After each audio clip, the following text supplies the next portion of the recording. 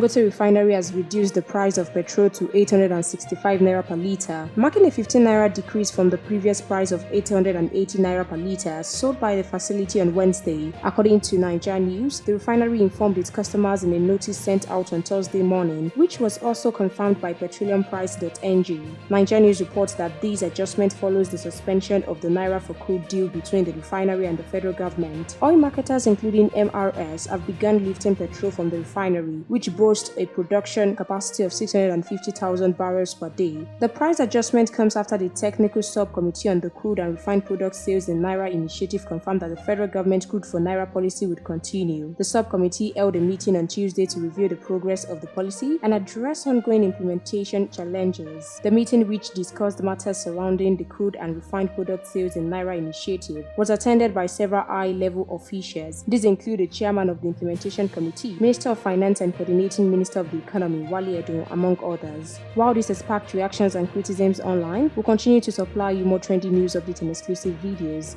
Do drop your opinion in the comment box section below. Keep watching NaijaNews TV.